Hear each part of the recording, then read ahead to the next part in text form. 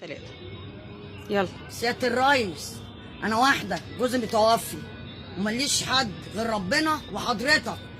كنت حضرتك أو السيد رئيس الوزراء أو أيا كان، أنا ماليش دخل، أنا ماليش غير المحل ده. المحل دوت أنا واخدة بدل محل من الروضة الأولى اللي هم هدوها وبنوها. لا احنا استلمنا شقق ولا احنا استلمنا محلات. دلوقتي جابوني هنا ورديت وبدفع 4000 جنيه إيجار وراضيه وصابره، ها، على حسب ان الدنيا تتحسن والدنيا يبقى فيها امل. اجي دلوقتي افوجئ ان هم بيقولوا لي ان انت هتخلقي المكان، اخلي لهم المكان. هل هم حضروا لي بديل؟ ما حضروليش بديل. حضروا لي اي حاجه ان انا انقل حاجتي فيها. اتفضل حضرتك شوف المحل، انا دي البضاعه دي كلها، ها، دي عليها فلوس، مش دافعه فلوسها، دي عليها فلوس، دي بضاعه عليها فلوس. فانا دلوقتي مسؤوله ان انا اخلي بالي من الحاجه دهية بحيث ان اللي عليها فلوس.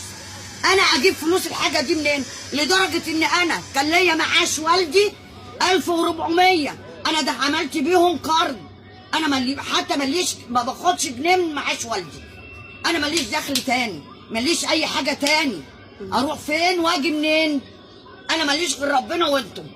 وانا بقولت لهم ان المحل ده ظهري اللي بتسند عليه، هياخدوا مني الظهر اللي بتسند عليه. يبقى انا كده هقعد على رصيف، يا اما اطلع المترو اشحت، يا اما اعمل ايه.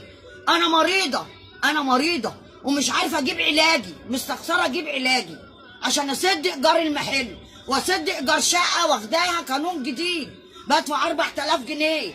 يعني انا ملزمه ان انا ادفع 8000 جنيه في الشهر، غير ان اكلي وشربي ما باكلش، غير ان انا بدفع 8000 جنيه في المكان هنا وفي الشقه اللي انا واخداها.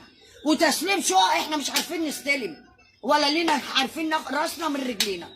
يا سياده الريس، دلوقتي حضرتك بتقول خلوا بالكم من الارامل، من المطلقات، من كبار السن، من مرضى.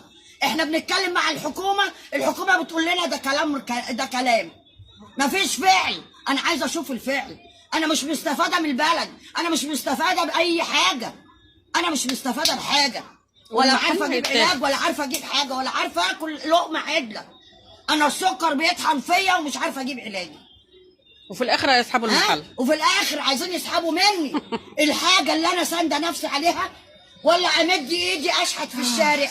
اودي حاجتي دي فين يا ريس؟ اودي حاجتي دي فين؟ دي فلوس ناس، اجيبها منين؟ اسدها منين؟ انا كاتبه على نفسي وصولات امانه بسبب الثلاجه دي. مين يسدها لي؟ اخرتها